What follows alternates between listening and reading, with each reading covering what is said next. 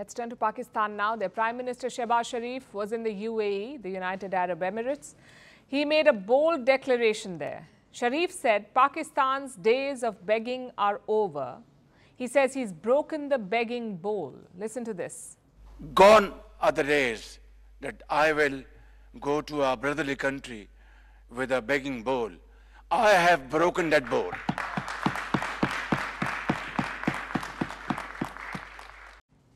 Quite a bold thing to say, especially when your country is $130 billion in debt. So what's the catch here? If not begging, what is Pakistan's plan?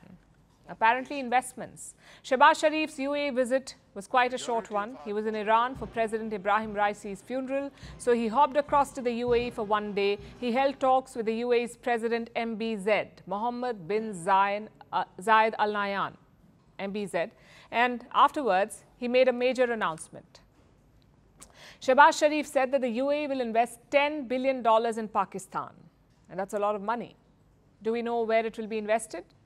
Well, there is no clarity on that part. Pakistan's statement said that investments will be made in multiple sectors, and the UAE is not alone. Saudi Arabia was the first to invest. Riyadh promised around $25 billion of investments in Pakistan, again in the form of investments, like I said, and their foreign minister traveled to Islamabad for this.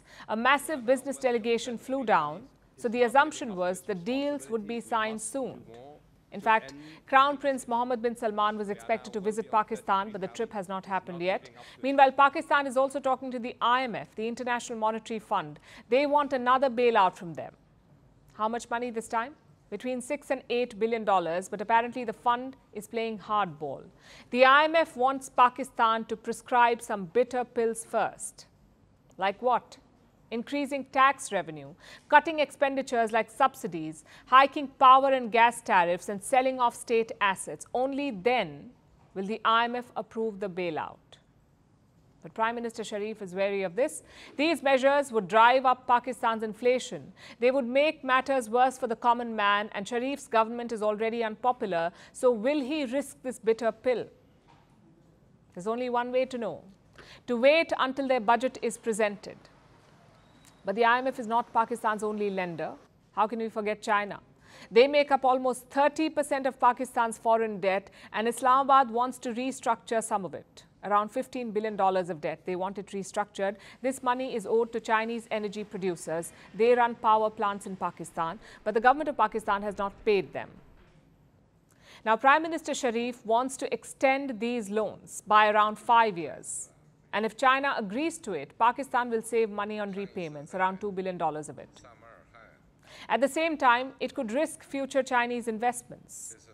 Because just put yourself in China's shoes. You give loans worth billions, you build infrastructure in Pakistan, but in the end, you don't get paid back. You're asked to extend or restructure that loan. Naturally, you will feel betrayed, but Pakistan does not have a choice here. They're hoping to strike a deal before the 4th of June. That's when Sharif will travel to China, his first trip to the country after taking office. So let's recap Pakistan's different moves. They're getting investments from the Gulf, asking for a bailout from IMF, and negotiating loans with China. It's a multi-front financial battle. Only investments will kickstart Pakistan's economy. Investments equal revenue, revenue equals loan repayment, and loan repayment equals debt, less debt. And that is broadly Shehbaz Sharif's plan. The question is, will it work? Well, Islamabad has put everything on fast track. State assets are being sold at record speed. Resources are being granted at record speed. And so are license approvals. It's basically a fire sale of resources and assets. So I guess Sharif's bold declaration was wrong. He hasn't broken the begging bowl. He has been forced to pledge everything, including the begging bowl. Firstpost reports from the world's second largest continent. Hello, I'm Alison Lagrange. A very warm welcome from Durban, South Africa. We get you the news and the newsmakers from Africa. South Africa goes to the polls on the 29th of May. I will track the election and bring you ground reports. Is it the end of the road for the African National Congress? And will former President Jacob Zuma stage a dramatic comeback? From elections to climate change to innovations and opportunities.